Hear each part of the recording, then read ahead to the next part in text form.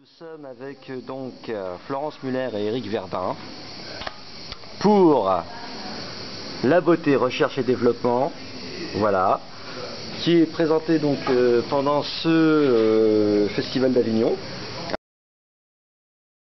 Sur le titre. Sur le titre. La beauté, recherche et développement, qu'est-ce que ça veut dire exactement? Ah, c'est une jolie question, bravo. C'est un titre qui est volontairement énigmatique, bien sûr, mais donc, le spectacle traite en général de la beauté, et on a dans ce spectacle cherché à marier les contraires, les inverses.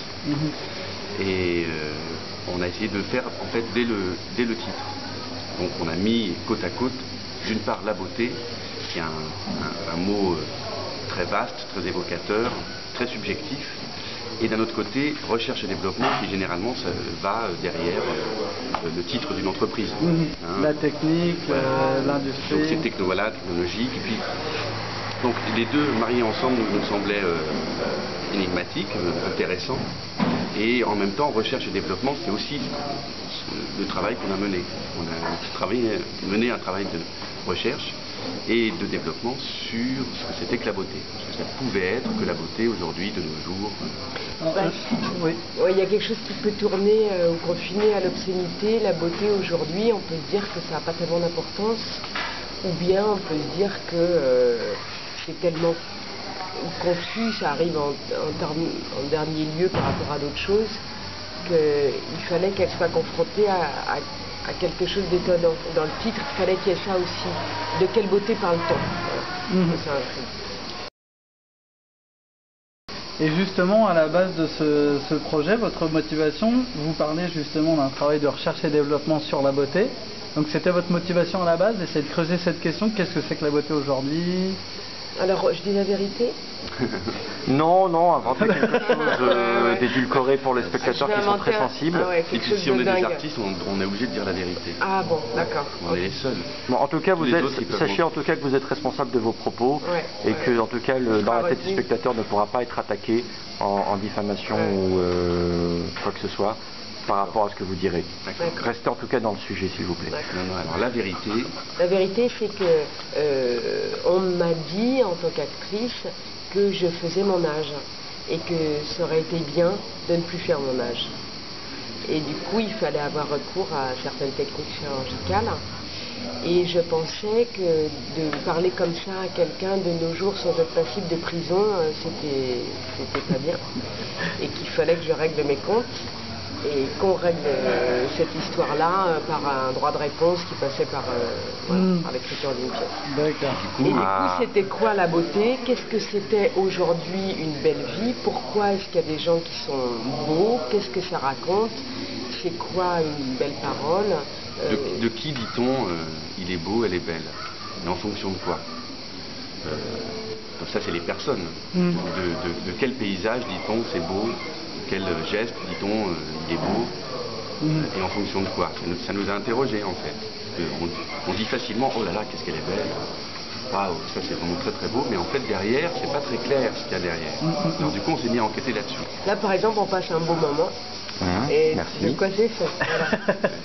Le professionnalisme peut-être, des gens, la ponctualité aussi, les journalistes, beaucoup de choses en tout cas. Je dis ça parce que je suis arrivé en retard.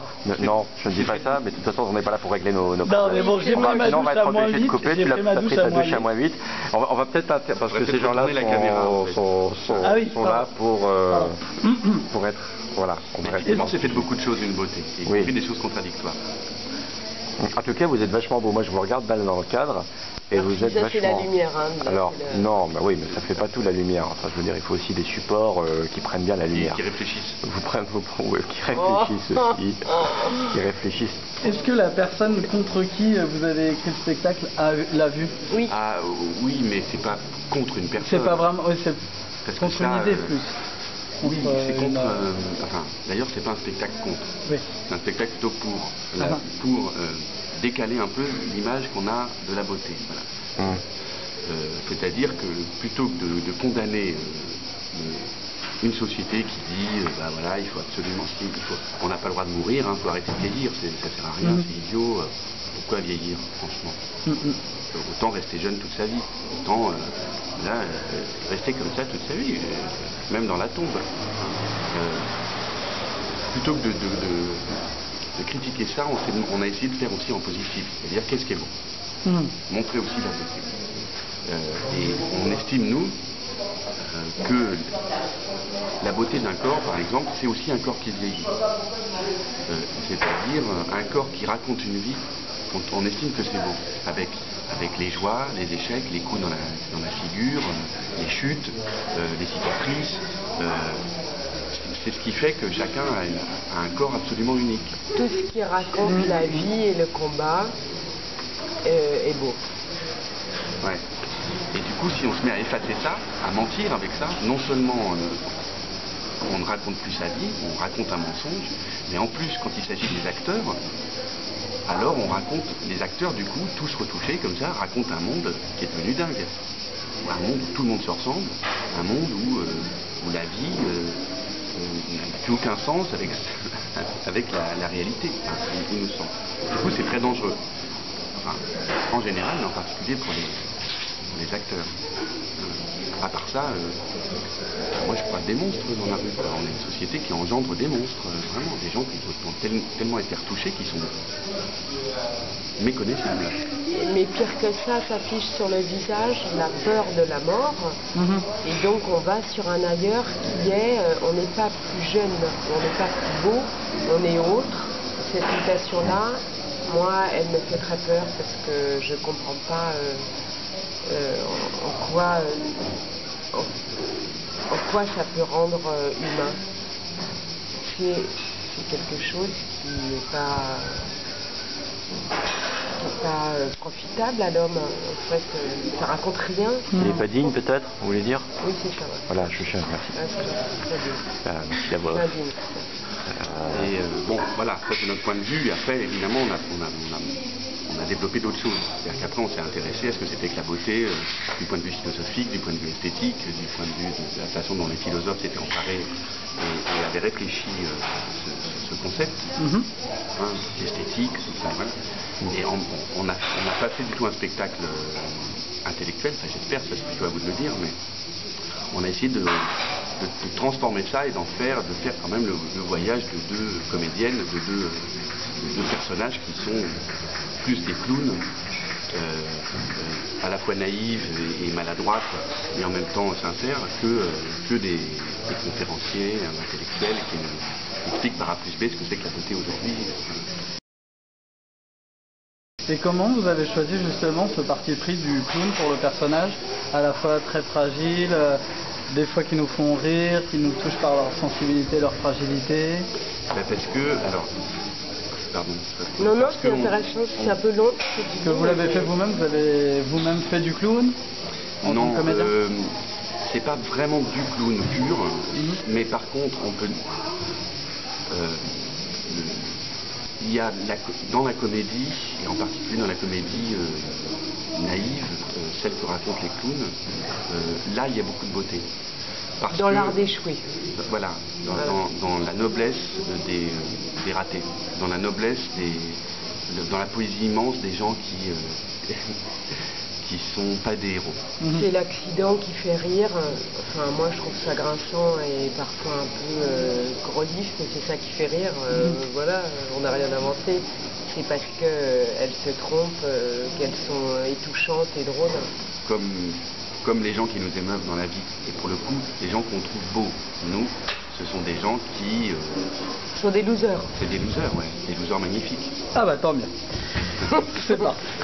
On a dû beaucoup vous les émouvoir, hein, Nicolas. Mais ce parti pris scénographique, enfin, en tout cas pour les personnages, c'est quelque chose que vous avez déjà travaillé dans d'autres spectacles? Oui, on est ça se voit pas comme ça, mais on a fait pas mal de trucs comiques. D'accord. Et toujours sur la scénographie, la mise en scène, l'utilisation de la bande son, donc qui est vraiment omniprésente dans les bruitages, dans la musique pour faire des chorégraphies. C'est un support à part entière, j'ai l'impression pour combler justement la scénographie très particulière du spectacle, qui laisse libre cours vraiment à toute l'imagination, qui convoque beaucoup l'imagination du public. Et donc, qu'est-ce qui vous a porté justement à ce procédé-là de spectacle très sonore? Avec moi qui parle. Non. Oui, allez-y, on va aller prendre un café. Eric. Non, Eric. On peut dire, il y a un point de vue, comment dire, de comédien, parce qu'on est tous les deux comédiens, sur ce que c'est que le théâtre. Le théâtre, c'est le lieu de tous les possibles. C'est-à-dire que si on se décide si avec les spectateurs on décide de faire un voyage dans l'espace jusqu'à la Lune, ou au milieu de la Terre, ou dans le temps, tout à fait possible, tout à fait crédible. En réalité, le théâtre a une arme ultime, et bien plus forte que même le plus grand des réalisateurs du cinéma, c'est que si on décide quelque chose, c'est vrai. Et donc l'imaginaire, c'est l'arme la plus puissante. Celle que les acteurs, que les écrivains et les acteurs ont, et celle qu'on suggère au public. Donc une des joies uniques du théâtre, et surtout qu'aucun des autres arts ne peut remplacer, c'est l'imaginaire. Voilà. On peut décider tout ce qu'on veut. Alors du coup, le plateau, il est vide. Il est vide, et tous les décors sont suggérés par le corps et par la voix des actrices. Ensuite, il y a un univers, voilà, qui est sonore. C'est pas du tout fait pour combler le manque de scénographie, puisque ça c'est un choix esthétique, et au contraire pour augmenter l'imaginaire, les possibles. Voilà. Donc effectivement, elle se retrouve dans des ravins, à marcher sur des corniches, elle se retrouve, voilà, c'est un chemin périlleux. Ouais, la situation c'est périlleux, c'est un spectacle assez dangereux quand même pour les comédiennes. Ouais. Et pour les spectateurs aussi.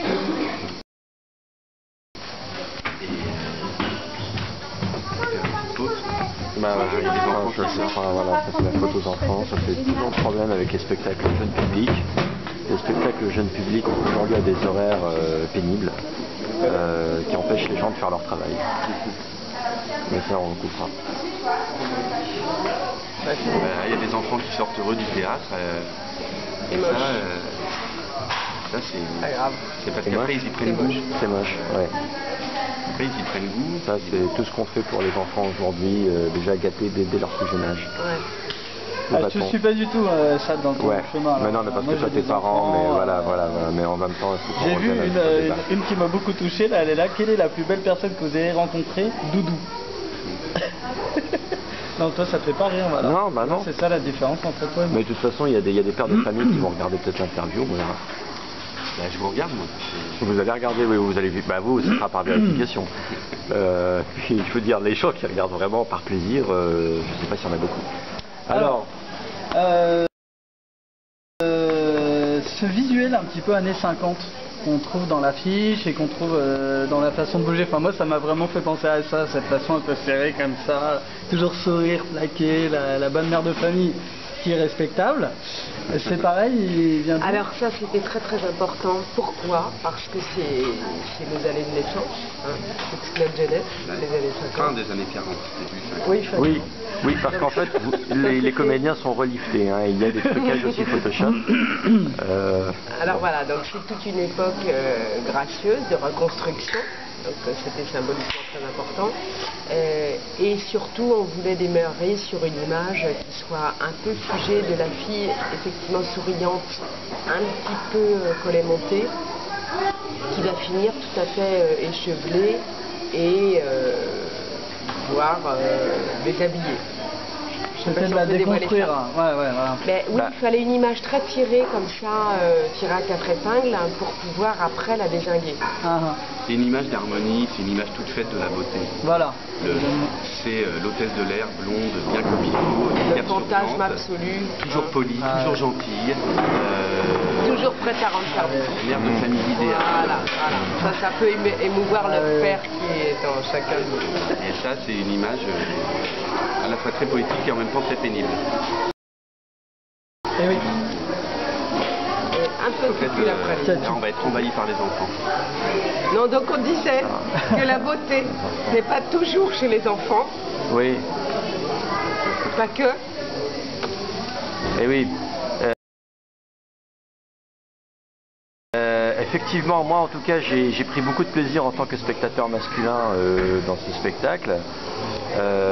Voilà. Il ne faut pas trop dire que les actrices sont déshabillées, c'est ça, parce qu'on va croire que on n'a pas de spectateurs comme ça. Oui, mais en même temps, il faut bien... voilà, Il faut bien décrire que les actrices sont déshabillées, mais un peu abîmées aussi. Abîmées, mais elles sont déshabillées non pas pour appâter le spectateur, mais parce que pour les besoins du spectacle. Voilà, il y a une vraie bonne raison. Ah ben oui, c'est pas... Non, mais véritablement. Voilà. Est-ce qu'on a des questions intéressantes à poser encore ou Oui, est-ce qu'on- alors une question hyper importante, est-ce que vous préférez le thé ou le café? Non, j'avais dit des questions On va faire intéressantes. le thé parce que c'est important le beau thé. Ah là là. Oh, bravo! Voilà. Donc, et sinon, huile de palme ou Nutella? Bah, c'est la même chose, non? Ah voilà, ils sont pas tombés dans la question piège. Ça, je t'avais dit. Voilà. Ben, on va finir peut-être avec des dates de tournée si vous en avez déjà, parce que je crois qu'il y a des gens qui sont intéressés. Dites-le, là il n'y en a pas. Là, il y en a Non. pas. On va. Non, il est probable que grâce au Festival d'Avignon, grâce au théâtre, ici les Trois Soleils, grâce à quelqu'un de très important, Pierre Beffet, qui nous a permis de venir ici, qui nous a soutenus, il est probable, pas certain, mais probable que ce spectacle est un destin. Ce qui n'était pas du tout Le cas au début. le cas au début du festival. On avait vraiment les chocottes, on se demandait si notre objet bizarroïde et biscornu allait avoir un petit peu de succès. Il y en a un petit peu et donc du coup on envisage un avenir à ce spectacle. Peut-être parisien d'abord, mais c'est pas du tout certain. On souhaite. Enfin, je les vois. Et probablement oui, des petites dates de tournée, mais dans un an et demi. Parce que là les programmateurs viennent pour plus d'un an. Ah ouais. D'accord. Mais il n'est pas impossible que on n'est pas à l'abri du succès. Oui, je C'est pense. bien de finir sur une touche modeste, moi, je trouve. C'est- Ouais. Voilà. Bon, On verra bien. Mais en tout cas, c'est important de tomber sur des gens curieux comme vous.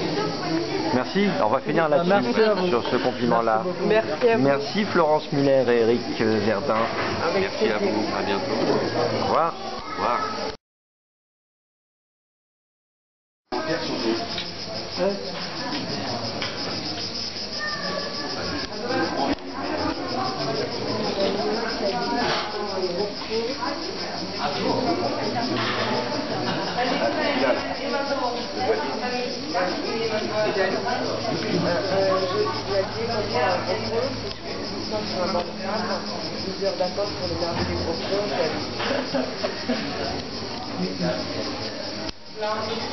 Comment? Alors c'est quoi ce truc qu'on va filmer? Tiens, parce que j'ai commencé à filmer, je vais filmer ce... Donc on fait remplir dans le spectacle des petits papiers aux gens qui sont lus à la fin du spectacle. Et il y a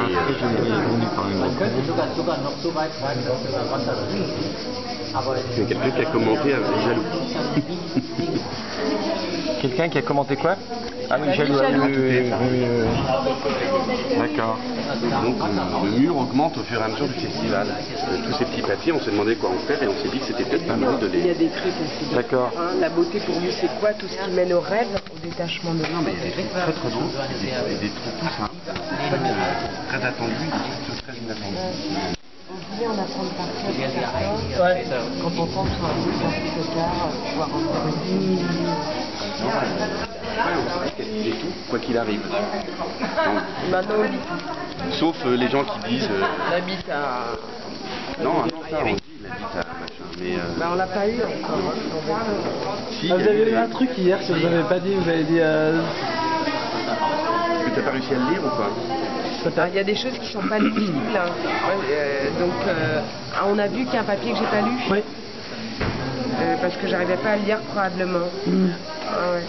Mais il faut dire, j'arrive pas à le lire, je suis désolée. Ouais. Il faut le dire parce que sinon les gens se demandent pourquoi on boycotte.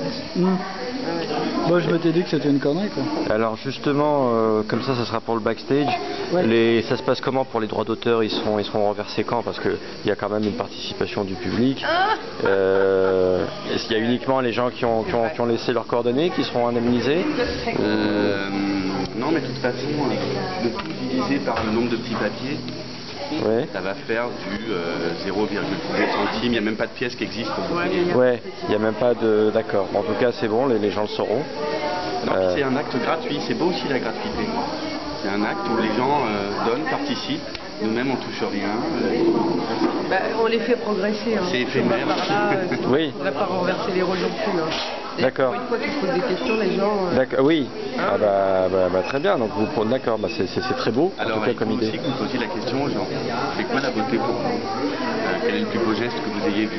D'accord. Bon bah Nicolas, on va aller faire un micro-trottoir. Donc Quelle est la maintenant. plus belle parole qu'on vous ait dite? D'accord. Ok, c'est bien.